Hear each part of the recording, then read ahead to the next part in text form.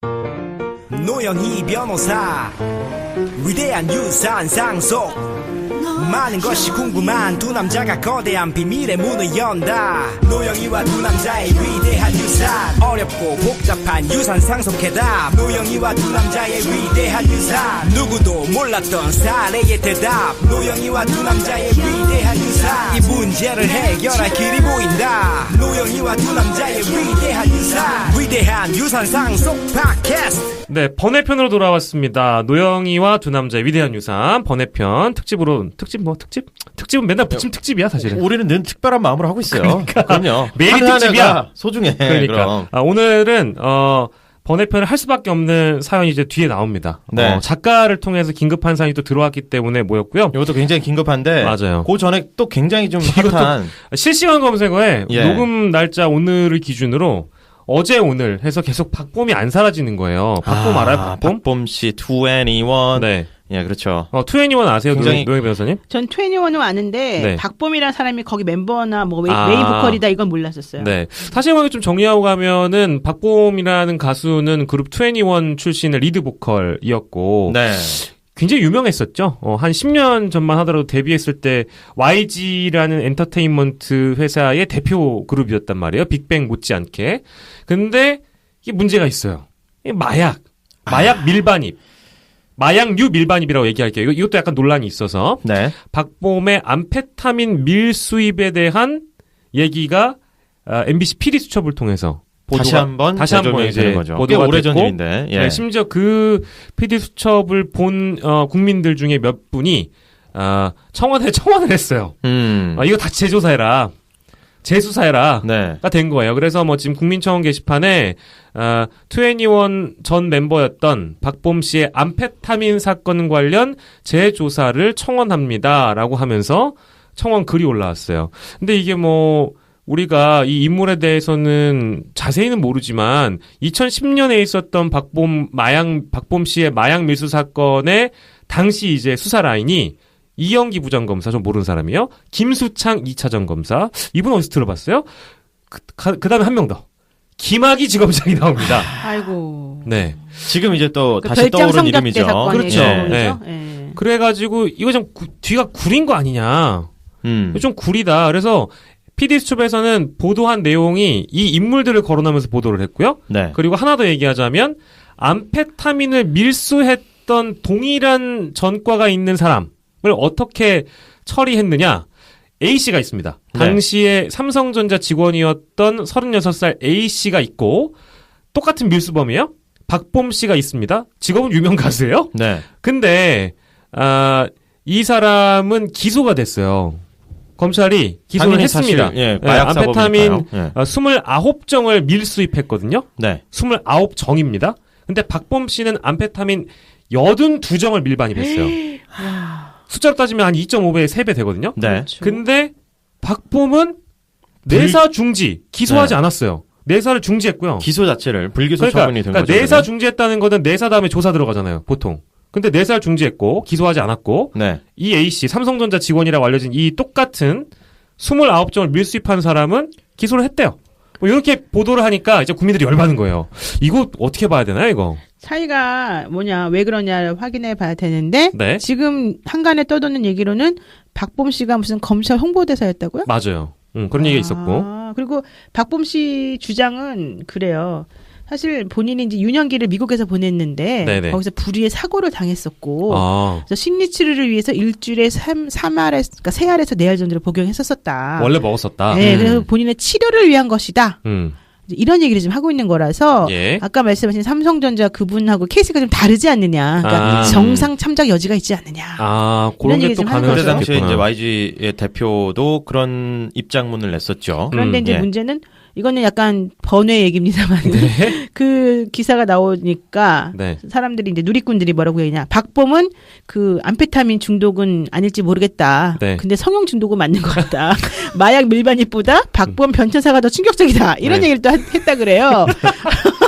제가 진짜 사진을 봤더니 우리 지금 그 21 팬들한테 저격당하는 거 아닙니까? 아 진짜요? 아 근데 이거는 신문에 나온 얘기인데 저는 사실 이분 처음 봤어요. 네, 저희는 이제 전해드리는 거예요. 그렇죠. 네. 전해 듣는 것도 이렇게 전해 듣는다는 것을 빙자해서 이렇게 함부로 말하면 안 되니까 예. 얘기 중단하겠습니다. 뚝 이렇게 되나요? 네. 예. 그래서 아무튼 이 그 MBC PD 수첩에서는 이제 그 검찰 개혁 필요성에 관한 것들을 주장하면서 그때 당시에 이제 케이스 중에 하나로 네. 언급이 거론한 됐던 거죠. 거고 그것이 이제 인터넷과 이제 대중에게 회자되면서 네. 지금 이제 다시 한번 박범 씨의 그 마약 밀수 사건이 좀 다시 점화가 됐다라는 거. 예. 근데 보통 이제 마약 밀수 사건이 있거나 마약류를 밀반입하는 사건이 있으면 그 예시가 있잖아요. 전에 사례들이 많이 있기 때문에.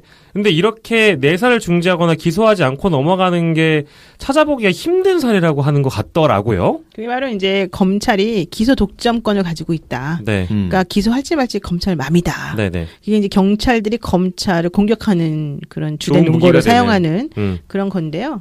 그래도 저는 한 가지 더 말씀드리고 싶은 게 암페타민이라고 하는 게 각성제 중에 하나인데 네. 이게 다이어트를 위한 약물이래요. 아, 진짜요? 네, 우리나라에서는 다이어트에 많이 쓰이고 또 필요할 때 이걸 먹으면 좀 기운이 난다는 거예요. 아. 그래서 이게 향정신성 의약품으로 우리나라에서 마약류로 분류가 되어 있는데 네. 허가를 받지 않고 복용하면 불법인데 네네네. 여기에 대해서 그 양현석 대표, YG 양현석 대표 뭐라고 했느냐? 예. 박범의 경우는 미국에서 몇 년간 아까 말씀드렸던 그 심리 치료 때문에 먹었는데 예. 그 약이 국내에 그래서 없다는 없기 것만 때문에. 알았다. 네. 근데 이게 수입 금지라는 건 몰랐다. 네네네. 근데 4년 전 조사를 받으면서 알게 돼가지고 네. 그때부터는 다른 약을 먹고 있다. 어. 이런 얘기를 하고 있어요. 네. 그러니까 이런 얘기가 과연 설득력이 있는지 네. 또 우리 일반인이 보기에 납득할 수 있는 것인지 네. 특정한 그 YG 엔터테인먼트라고 하는 그 큰 거대 권력이 네. 작용한 것은 아닌지 네네. 이런 거 좀 확인해 봐야 된다. 그러니까요. 뭐 이제 들으시는 분에 따라서는 이거 약간 뒤가 구린데? 이렇게 생각하는 사람들도 있을 것 같고. 뭔가 냄새가 난다. 생각할 수 뭐 그럴 있겠죠. 수도 있고 아닐 수도 있습니다. 그거 뭐 먹을 수도 있는 거 아니냐라고 접근하시는 분도 계실 텐데요. 네. 판단은 우리 들으시는 청취자 여러분들께서 하시는 거라고 생각이 들고요. 네. 오늘 저희가 특집 내지는 번외편으로 모이게 된 이유가 우리 이 김진아 작가를 통해서 작가님 이름도 좀 크게 말해줘야 돼요. 김진아. 되게 유명한 작가로 이제 우리가 발돋움 시켜야 돼요. 김진아. 아까 우리 네. 우리 랩송 만들어주신 분 누구라고요? 유소닉이요. 그렇죠. 다 우리 그런 분들 이름 한 번씩 네. 불러줍시다. 유소닉, 로니 다시 한번 감사하고요. 김진아 작가님 감사합니다. 그래서 저도 감사합니다. 네. 정말 감사드린다고 말씀드리고 싶고요. 근데 우리 사장님들. 우리 지금 작가를 통해서 긴급 방송대상. 사연이 들어왔습니다. 뭐가 알겠습니다. 긴급하다고 해서 왔는지 좀 알아봐야 될 텐데요. 네. 작가의 지인이 우리 방송을 들었어요. 아. 듣고 이 궁금증을 좀 풀어달라. 한마디로 이제 나의 어떤 법률적 갈증을 네. 법에 대한 갈증을 좀 우리 노영희 변호사가 해소해달라. 이런 얘기죠. 그러면 지금 뭐 이혼 얘기인가요? 아니면 뭐 재산 분할 얘기인가요? 아니면 뭐 무슨 얘기죠? 이게 이제 빚 상속 이야기네요. 너무 슬픕니다. 네, 우리 지난번에 빚까지 우리가 이제 상속하는 거다 해가지고 네. 한정 승인에 대한 얘기까지는 했잖아요. 예. 빚 상속 케이스는 보지 않았는데 그래가지고 이게 좀 새롭다. 아니, 긴급하다라고 그러니까 지금 얘기한 김진애 것 같아요. 작가님 나이가 어떻게 되는데 벌써 빚을 상속받아요. 아이고. 아니 이제 그 지인이니까. 그러니까 않을까요? 지인이 네. 비슷하지 않을까 또래가? 아닐까요? 그렇겠죠 아마. 작가의 지인이라고 하면 또래일 수도 있고 뭐 그보다 뭐 이모 고모일 수 수도 있을까요? 근데 여기서 네. 뭐 빚 상속 특별히 또 긴급한 지금 사유가 있는 것 같은데 네. 뭐가 왜 그래요? 그런 네. 건지 한번 들어보시면 알 것 같아요. 될 것 같아요. 빚이 많이 없어야 되는데 큰일 났네요. 네. 들어보겠습니다. 노변에게 물어봐 2MC 이끌어가 산상식 분쟁 그리고 법률 문제 네가 필요한 사례들로 불러주네 고민과 근심은 털어놔 I don't care 본격 정보 법률 팟캐스트 진짜 살아있는 real episode 노변에게 물어봐 2MC 이끌어가 노영이와 두 남자의 위대한 유산 여러분께서는 지금 노영이와 두 남자의 위대한 유산을 듣고 계십니다. 할아버지가 남긴 빚. 여자친구에게 말해야 하나 말아야 하나. 되게 고민스럽네요. 케이스 1. 서울에 거주하는 30대 남성의 사연입니다. 건실한 청년으로 직장 열심히 다니고 돈을 열심히 저축도 잘 하고 있습니다. 결혼하고 싶은 사람이 생겨서 이제 결혼을 생각 중인데 네. 여자친구에게 말하지 못하고 있는 큰 문제가 있습니다. 자기 결혼하면 어디서 살고 싶어? 나 회사랑 가까운 곳에 살고 싶지. 뭐 서울, 인서울, 강남? 아 서울에서 전셋집 구하기 진짜 쉽지 않은 거 알잖아. 어머 나 몰라. 어떻게 나 빚 없이 전셋집 못 구하는 거 알긴 하지만 자기 이렇게까지 가난할 줄 몰랐는데 어떡하나? 근데 빚 없이 전셋집 구한다는 것도 사실 글쎄고 쉽지 않은 문제인데. 오빠 걱정하지 마. 요즘에 대출 없이 빚도 뭐 빚 없이 집 구하는 사람이 얼마나 있겠어. 당연히 대출 받아서 우리 같이 갚아나가면 되지. 내 말은 오빠네 집에 빚만 없으면 된다는 거야. 오빠 빚 없지? 나 빚 없지. 그런데 사실 정확히 말하면 우리 집에 빚이 있다. 돌아가신 할아버지가 남겨둔 빚이다. 실상은 이렇다. IMF의 광풍이 우리 집에 불어닥친 것이다. 할아버지의 공장은 문을 닫고 큰 빚을 지게 됐다. 설상가상으로 할아버지는 갑작스레 돌아가시게 됐고, 아버지와 삼촌은 할아버지의 재산을 처분하려고 했지만 IMF의 직격탄을 맞은 할아버지의 공장이 빚더미로 아이고. 남아 있었던 것이었다. 아버지와 삼촌은 빚도 상속이 된다는 말을 듣고 상속을 포기하셨다. 우리가 들었던 상속 포기. 네. 할아버지가 남겨둔 경기도 남양주의 조그마한 땅은 공매로 넘어가 경매에 붙여서 이제 땅이 팔리면 채권자들에게 변제를 하기로 한 것 같다. 그런데 20년이 지난 지금까지도 그 땅은 팔리지도 않고 있다. 변제가 끝난 상황이 아닌 것이다. 그리고 아버지가 상속을 포기했다고 해도 법적으로 내가 한정 상속을 받게 된다고 한다. 한정 승인. 네. 한정 승인을 받게 된다고 한다. 여자친구에게 우리 집에 빚이 있어. 우리 집에 빚이 있다고. 네. 사실 나에게 빚이 있어. 빚이 있다고 말해야 할까? 이거 내 빚은 아닌데 빚이 있어. 근데 이거 사실이잖아. 할아버지로부터 묵은 빚이 있어. 빚이 있는 거야. 네. 빚이 있어, 빚이. 진짜 빚이 있는 거고요. 네. 근데 어떤 마음인지 너무 이해가 가네요. 이건 진짜 어떻게? 결혼하지 마요. 할 수 없어요. 빚 때문에 결혼 안 하고 너무 슬프고. 아이고, 근데 결혼 생각하면 이제 이게 진짜 고민이 많이 될 것 같아요. 내 사랑하는 사람하고 소박하게 시작하는 건 이해할 수 있는데 내 와이프 될 사람이 진짜 우리 집에 그 해묵은 빚까지 이해를 해줄 것인가. 예. 아니 근데 내가 이제 우리 이 위대한 유산 하면서 우리 와이프한테 얘기를 한 적이 있어요. 실제 방송을 들어보고 아니 상황을 가정한 거지. 네. 자기는 오빠가 만약에 빚이 있다. 내가 빚이 있다고 공개적으로 얘기했는데 오빠가 누구예요? 제 자신이 제 자신이 빚이 있다고 얘기를 했는데 그 빚이 한 1억 정도면 2억 정도면 괜찮을 것 같다는 생각이 든대요. 마음이 너무 넓다. 빚이 없다는 걸 확인해서 그런 거 아니에요? 아니 그게 아니고 이제 상황을 가정한 건데 1, 2억 정도의 빚이 있는 남자친구와 꼭 내가 아니더라도 결혼을 할 때 그게 이제 큰 걸림돌이 되느냐 아니냐는 한 1, 2억 정도인데 예를 들어서 1, 2억 큰데? 2억까지 가는 거예요? 아니면 2억 중반까지 되는 거 어떻게 되는 거예요? 근데 아니야 2억까지 되나 봐. 근데 한 3, 4, 5 단위는 3억부터는 결혼을 미룰 만한 사유가 된다고 본인은 생각하더라고요. 왜냐하면 3억은 좀 너무 크니까. 왜냐면 1억 모으려고 해도 기본적으로 10년이 걸린다고 생각하면 그렇죠. 30년을 몰래 3억을 우리가 변제할 수 있는 거잖아. 갚아나갈 수 있는 거잖아. 근데 그게 만약에 1, 2억이 사채야. 어떻게? 아니, 그런 전제까지 빚의 못했고. 성격도 잘 봐야 돼. 그치, 그건 맞아. 빚의 성격을 잘 봐야 되는 건 맞아. 근데 이제 그게 이제. 이게 어떻게 털어낼 수 있는 건지 없는 건지. 뭐, 대출이자가 없는 거라고 치자고. 그러면 이제 한 2억 정도는, 우리 와이프는 오케이 했는데. 와이프 너무 착하다. 착해. 형수님 진짜. 엄청 착하죠. 근데 어쨌든, 이해가 돼요.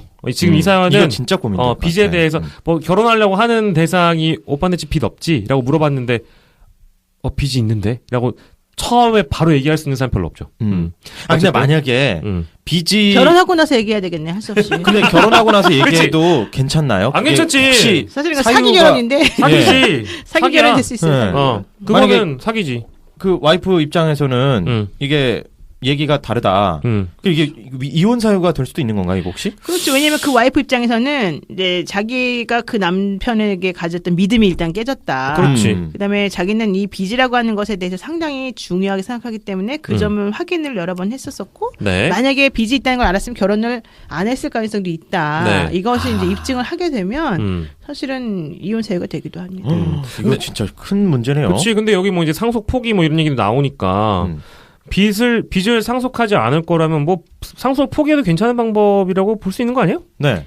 원래는 포기를 해야 되는 게 맞겠죠. 만약에 맞아요. 이렇게 빚이 많으면 그러면은 아버지가 상속을 포기하면 분명히 자식에게 그 상속이 그러니까 빚 상속이 넘어간다는 걸 알 텐데 네. 아버지가 조금 무심하셨네요. 네. 근데 어쨌든 중요한 거는 이 아들이 그러니까 남자친구겠죠. 이 네. 남자친구가 본인이 빚을 상속받지 않으려면 네. 아버지가 상속을 포기한 날로부터 또 본인도 빨리빨리 상속 포기를 하거나 한정 승인을 해줘야 되는 거예요. 근데 맞아요. 대부분의 경우에는 그 시기를 놓쳐요. 네. 3개월 이내에. 그러니까 자기가 사실 상속 받았다는 것 자체를 모르는 경우가 많아요. 맞아. 그런데 이제 법원에 가정 법원에서는 네.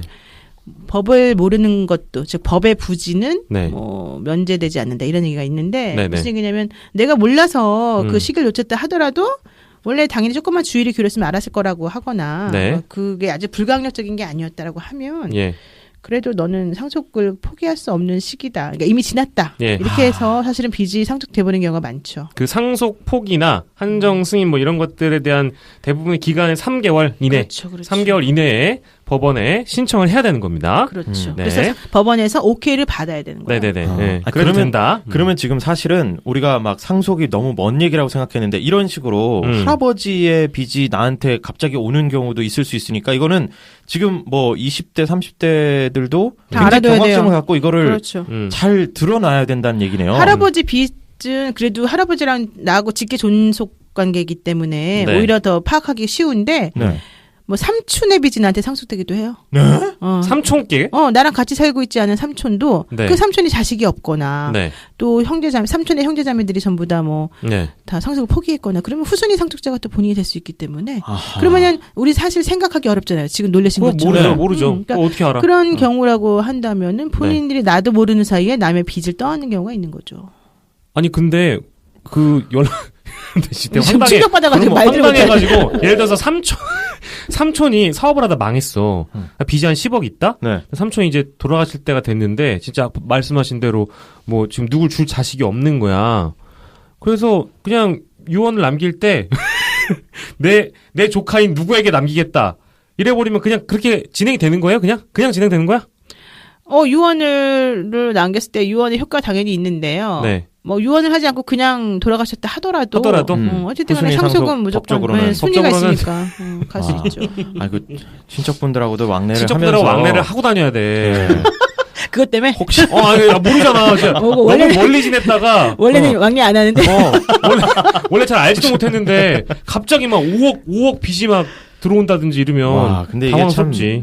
놀랍죠. 이거 어렵네. 어떻게 할 근데 거예요? 그런 경우에는 정말 친척이거나 해서 내가 정말 몰랐을 경우는 그런 것들은 법적으로는 좀 근데 정말 이해가 몰랐던 게 있겠죠. 뭐 이분이 뭐 실종이 됐었던 사람이라거나 뭐 네. 여러 가지 그러니까 납득할 수 있을 만한 이유가 있어야지 네. 무조건 나 몰랐다고 한다고 되는 게 아니에요. 그럴 때 할 수 없이 파산 신청해야 돼요. 세상에. 진짜. 근데 그러면 또 사회생활하기 어렵기 때문에 네. 파산 생활하는 건 농담이고 중요한 것은 친척들 간의 우위를 잘 가지고 어쨌든 친하게 지내라는 겁니다. 이 뭐 삼촌의 빚이 조카인 나에게도 올 수 있다는 점을 우리가 명심을 해야 되고요. 그리고 그렇죠. 상속에도 순위가 있기 때문에 순위가 자꾸 밀리다 보면 그 위에 있는 그 선순위의 사람들이 상속을 포기하다 보면 그것이 나한테 돌아올 수 있다라는 거. 근데 그게 여러분들이 그러면은 윗사람들이 그냥 상속 포기하지 말고 한정 승인하거나 이러면 되는데 왜 그럴까 생각하잖아요. 네. 한정 승인하는 게 되게 어려워요. 그 까다로운 오케이를 받기가? 그러니까 한정 승인을 하려면요. 먼저 채무가 얼마인지 네. 또 채권, 그러니까 재산이 얼마인지 다 계산을 해가지고요. 네. 그 법원에다가 신고를 해야 돼요, 우리가. 근데 우리가 그 돌아가신 분의 채권 채무 관계를 다 알기가 어렵잖아요. 예. 네. 그런데 만약에 거기서 알고 있는데 뭐 누락시켰다거나 네. 우리가 이제 뭐 좀 빠뜨렸다거나 이렇게 되면 예. 나중에 그거 가지고 또 문제가 생길 수가 있어요. 그래서 한정 승인 하려면 내가 그 재산관계를 다 조사해야 되는 어려움과 복잡함이 있어서 전문가가 필요한 거군요. 전문가가 필요하기도 하고 또 그렇게 해서 하도 정확하지 않을 수도 있고 해서 예. 사실은 사람들이 그걸 너무 하기 싫어해요. 그냥 단순 상속하거나 상속 포기는 그냥 신청서 하나만 딱 하면 돼요. 나 그냥 가만히 있으면 또 사실은 상속이 되는 거고 예. 가만히 안 있고 상속 포기하겠다는 신청서 하나만 내면 되는데 네. 한정 승인은 그렇지 않거든요. 왜냐하면 재산을 파악한 다음에 어느 선까지 내가 하겠다라고 이제 규정을 해야 되니까. 그러니까 그래서 그걸 또 법원에 내면 법원이 오케이를 해줘야 되기 때문에 네. 그걸 하기 싫어서 사람들이 그냥 편하게 자기 편하자고 상속 포기를 해버리면 이제 그 뒷사람들이 이제 벼락 맞는 거지. 그 만약에 내가 어쨌든 나 편하자고 상속 포기를 했다 하더라도 또 후순위로 갈 사람들한테도 알려주고 이게 좀 이런 상황이다라는 거를 좀 알려줘야겠네요. 알려줘야 되고요. 네. 이제 요즘 옛날에는 좀 덜 그랬지만 요즘 같은 경우에는 이제 부모님들이 이혼하고 재혼하시는 경우들이 많잖아요. 네. 이제 그러면서 또 상속 문제가 더 복잡해지는 경우가 있어요. 그러니까 어머니 아버님이 어렸을 때 이혼하신 거야. 나는 아버지랑 살아. 근데 어머니는 이제 딴 집 가서 사는 거야. 딴 남자분하고 새로 재혼해서. 네. 그래서 어머님하고 이제 관계가 멀어졌어요. 그리고 또 나는 새어머니랑 또 같이 살아요, 이제. 이 가정에서 잘 살고 있는데 어느 날 갑자기 어머님이 재혼한 남편으로부터 물려받은 빚을 나에게 또 떠넘기는 경우가 있어요. 이거 다 황당하다. 되게 복잡하죠? 복잡하다. 나는 생각도 못했는데 갑작스럽게 훅 들어왔네. 훅 들어오는 거야. 나도 모르는 그 남의 빚이. 와, 근데 어머니는 이제 본인은 뭐 그 남자분이랑 살았으니까 그렇다 치더라도 네. 그 남자분이 빚이 많은 사람인데 어머니가 갑자기 이제 돌아가셨다. 그러면 내가 그 빚을 물려받을 수 있다니까. 이게 참 굉장히 복잡해요. 기구한 운명. 이 부적이라도 써야 되나 이거 어떻게 하지? 아니 근데 오늘 이 사연 긴급하게 들어온 사연에서 네. 그 할아버지의 빚 있잖아요. 네. 이거 채무를 어쨌든 언젠가는 이분도 탕감해야 될 거 아니에요. 어떻게 해야 되나 이거 돈 열심히 버는다고 되는 게 아닐 텐데. 아니, 여기서도 역시 자신이 상속 포기를 해야죠 뭐. 그죠? 한정 승인하거나 하면 되고요. 네. 약간 사례가 조금 틀렸는데 내가 지적질은 하고 싶지 않습니다. 사례 속에 좀 틀린 말이 몇 가지 있는데 중요하지 않기 때문에 제가 대범하게 넘어가겠습니다. 네네 알겠습니다. 네. 그래요. 뭐 어쨌든 긴급하게 사연을 하나 또 만나봤고요. 그리고 이제 저기 심리학적으로 네네. 그러면 이제 결혼을 하기 위해서 이 빚을 어떻게 그렇죠. 여자친구에게 밝히고 그러나 나는 이런 포기를 하는 그 방안들을 내가 노 변호사한테 전문적인 코칭을 받아서 이거 괜찮다 해결했다라고 얘기하면 되겠네요. 안 되죠. 안 돼. 얘기 안 하는 게 낫나요? 그럼 어떤 여자가 오케이 합니까? 자기가 그 사람을 얼마나 사랑하는지를 먼저 생각해 보신 다음에 결정하셔야 돼요. 네. 내가 이 여성분한테 모든 것을 밝히고 여성분이 예상 태도가 뭔지 확인을 한 다음에 그런데 불구하고 나는 이 여성이랑 꼭 살아야 되겠다. 꼭 결혼해야 되겠다. 아니면 나는 뭐 결혼해도 되고 안 해도 되겠다. 이 정도 마음이 좀 다르잖아요. 그거 따라 달라져요, 행동은. 그러니까 그냥 단순하게 하면 안 되는 것이고요. 그런 여성분 같은 경우에 노영 변호사가 해결해 준대? 그럼 걔랑 살아 이럴 거예요. 아이고야. 와. 걔랑 살아. 네, 우리가 남녀관계 이 솔루션까지. 네, 좋습니다. 이게 심리학적으로 엄청 다이내믹한 거예요. 그러니까요. 아니 근데 이제 뭐 남녀가 만나서 결혼에 대한 얘기가 좀 나온 김에 번외 속에 코너를 또 저희가 하나 준비해봤는데요. 결혼은 결국 돈이다라는 주제로 그렇죠. 번외 속에 번외편을 준비를 해봤는데요. 앞 사연에서 결혼 얘기가 나기 때문에 하는 건데 30대 남성분이 도대체 왜 저런 고민을 하게 되는 걸까 생각해보면 당연히 결혼이라는 것이 물론 젊은 친구들은 요즘에 난 다 부모님들 부모님들 없이 할 거야. 뭐 사람과 사람이 만나서 사랑만 있으면 결혼이 되는 거지 뭐. 우리가 주인공이지 뭐. 이렇게 얘기할 수 있는 거지만 집안과 집안이 만나고 사람들과 사람들이 만나는 것이 결혼이기 때문에 그렇죠. 집안 이야기 안 하기는 힘들 거예요. 맞습니다. 저도 저스트 메리드의 한 사람으로서 결혼 전에 이제 서로에 대해서도 궁금한 부분들을 많이 좀 얘기를 했지만 또 상대방의 집안에 대한 문화들도 내가 이제 익히고 뭐 조금 잘 받아들이기 위해서 서로 굉장히 많은 얘기를 나눴거든요. 그렇죠. 이게 굉장히 필요한 부분이고요.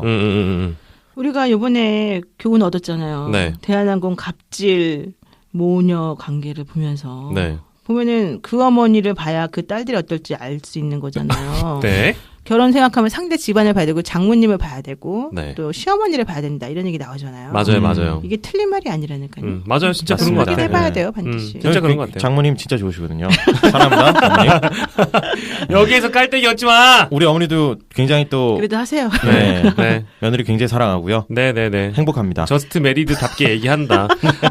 근데 진짜 그래도 돈 문제가 엮이면 더욱 신중해야 되는 건 맞잖아요. 맞습니다. 당연하 그렇죠. 왜냐하면 상대 집안에 빚이 많으면 그게 우리가 또 이제 정말 낭만적으로 또 정말 그 젊은 기운에 네네네. 했다가 우리 열심히 살아서 하면 되겠지라고 생각해요. 근데 사실은 극복을 못할 수가 있고요. 빚이 10억이야. 그것 때문에 서로 간에 오해가 쌓일 수도 있고요. 네. 사람이 곳간에서 인신난다고 너무 힘들잖아요.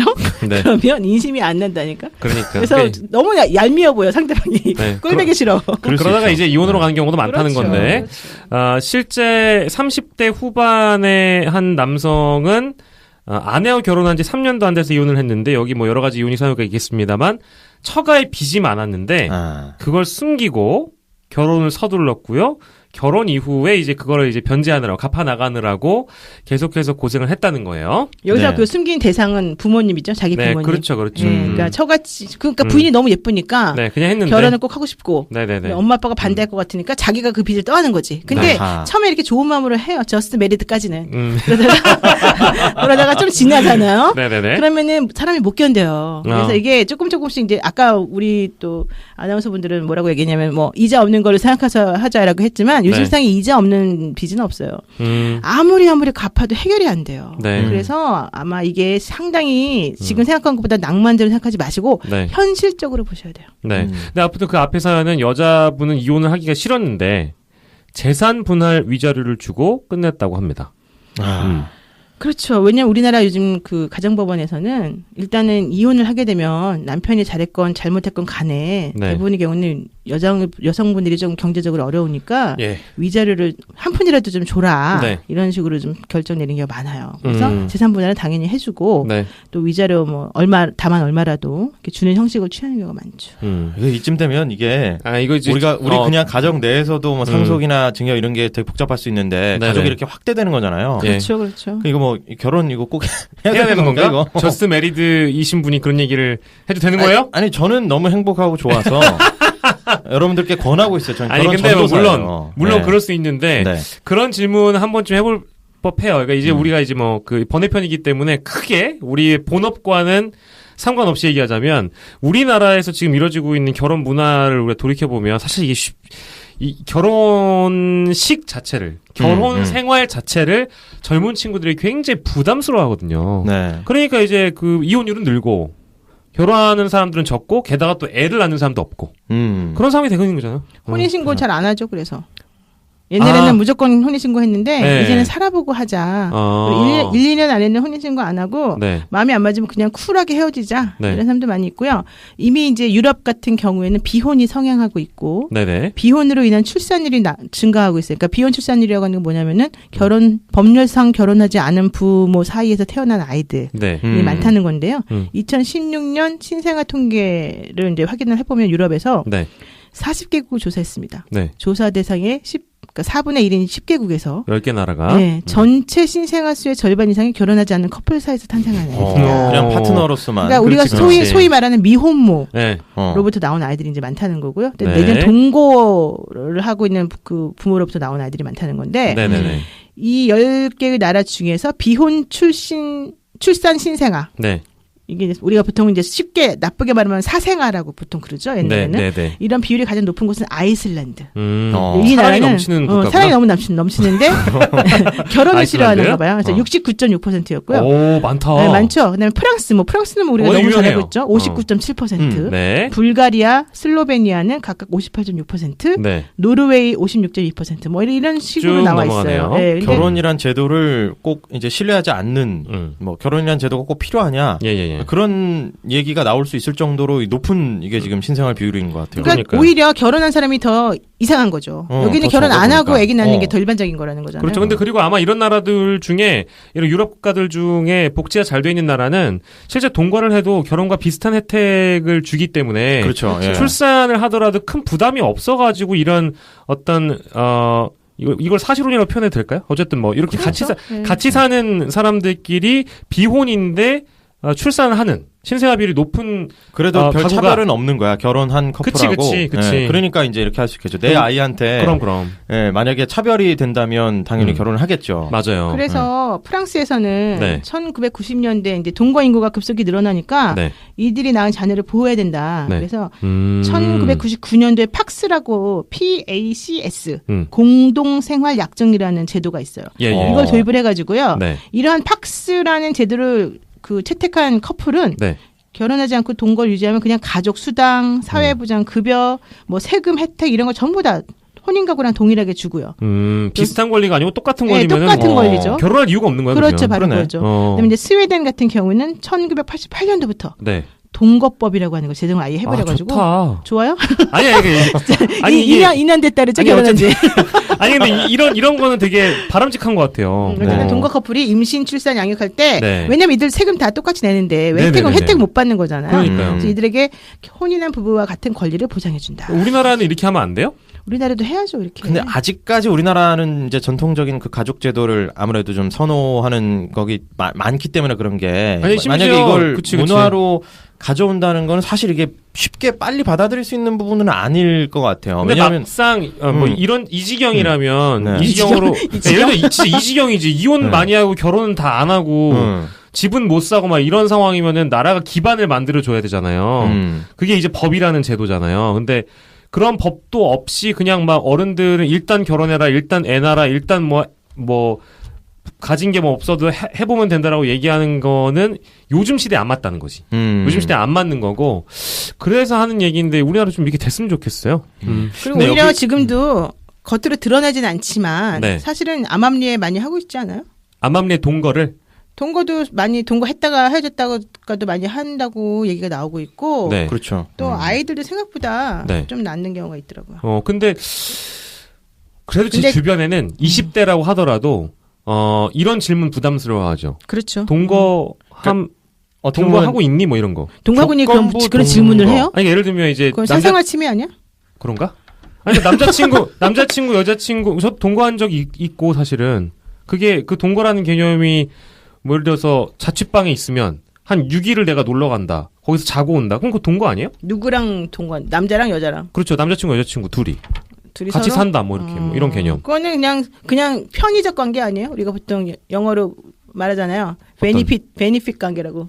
베니핏 릴레이션십이라고 해서 예. 그런 섹스 파트너 비슷하게 그런 건 아닌 그런 것도 아니에요? 고 그냥 사랑하는데 그냥 같이 사는 뭐 근데 이런 이제 그러니까 주거 같이 산다라고 문제가 하려면 네. 그 식사도 물론 같이 해야 되지만 중요한 거는 상호간의 부양 의무가 어느 정도는 있어야 되고 삶을 어떻게 공유하느냐. 그냥 공간만 어쩌다 한 번씩 같이 쓰는 걸로는 우리가 동거라고 하진 않죠. 그래요? 그럼 집을 합쳤다. 그럼 이거 동거입니까? 그러니까 집을 합친다라고 하는 것은 이제 기본적으로 같이 모든 생활을 같이 하겠다라고 하는 게 전제가 되는 거니까. 근데 이 프랑스나 뭐 스웨덴, 유럽 이쪽의 동거 커플들의 이 가족의 이제 어떤 구성의 한 요소로서 굉장히 많이 이렇게 늘어나면서 네. 여기도 어떤 혹시나 어떤 부작용이나 문제들은 없을지. 왜냐하면 이제 정체성으로 따졌을 때 내가 이제 아빠고 엄마긴 한데 실질적으로 뭐 법적으로는 나랑 아빠랑 엄마도 아니에요. 그렇잖아요.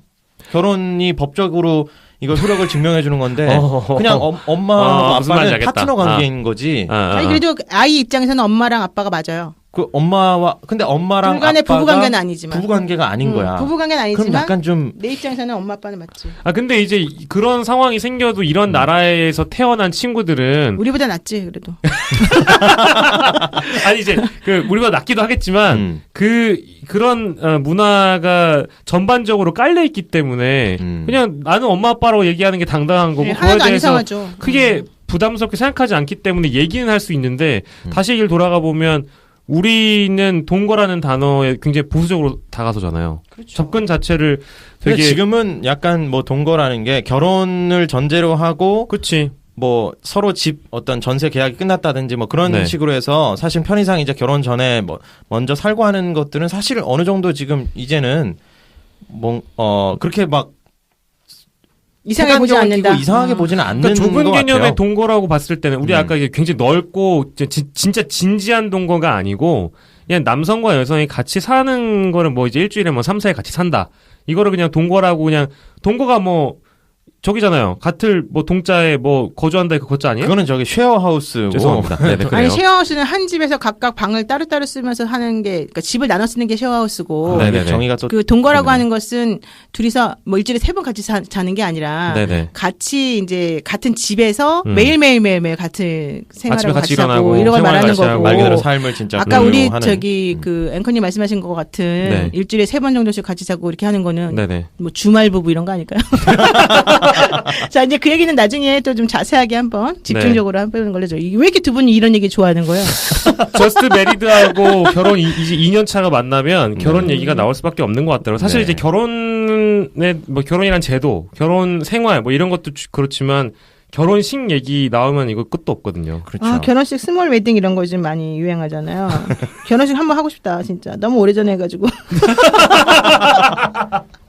그때 내가 멋모르고 해가지고 예, 오늘 긴급 제보 사연으로 만나본 번외편에 이어서 번외 속의 번외로 네. 결혼을 우리가 잠시 에피타이저처럼 네. 살짝 이렇게 점 찍어봤어요. 이렇게 짚어보고 결혼은 결국 돈이 아니겠느냐 하면서 진짜 네. 번외 속의 번뇌가 됐습니다. 번외 괜찮은데 번외 속의 번뇌로 번뇌가 많아졌어. 번뇌가 네. 점점 많아졌는데 결혼 얘기는 저희가 나중에 본격적으로 좀 더 해볼게요. 맞아요. 네네네. 또 시대가 많이 달라져서 결혼에 대한 어떤 문화나 인식들도 지금은 네. 많이 달라진 것 같아요. 네. 앞으로도 사연을 많이 받겠고요. 궁금한 사연이 있으면 우리 김 작가한테 옆에 있는 지인분들이 나 이런 거 궁금해라고 물어보면 이렇게 또 이제 긴급하게 또 번외편 마련할 거고 궁금한 게 있으시면 팟빵이나 파티 어플을 통해서 댓글로 달아주시면 저희가 접선을 하겠습니다. 네, 그리고 또 카카오톡에 그 플러스 친구 있죠. 카카오톡 그렇죠. 플러스 카카오톡 친구. 플러스 친구에서 위대한 유산을 검색하시면 아 우리 플러스 친구도 지금 만들었어요? 만들었어요. 그래서 나는 몰랐는데? 저번에도 얘기했는데 카카오톡 플러스 친구에서 위대한 유산을 검색하시면 그렇습니다. 등록도 가능하고 궁금한 걸 받고 있습니다. 9시부터 6시까지로 설정을 일단 해놨는데 뭐 24시간 받을게요. 뭐 위대한 유산은. 네. 제가 잠자는 시간도 받을 네. 테니까 언제든 남겨주시면 고맙겠습니다. 노영이와 두 남자의 위대한 유산. 유산이었어요. 다음 시간에 뵐게요. 안녕. 또 만나요. 노영희 변호사 위대한 유산 상속 많은 것이 궁금한 두 남자가 거대한 비밀의 문을 연다. 노영이와 두 남자의 위대한 유산 어렵고 복잡한 유산 상속 해답. 노영이와 두 남자의 위대한 유산 누구도 몰랐던 사례의 대답. 노영이와 두 남자의 위대한 유산 이 문제를 해결할 길이 보인다. 노영이와 두 남자의 위대한 유산 상속 팟캐스트.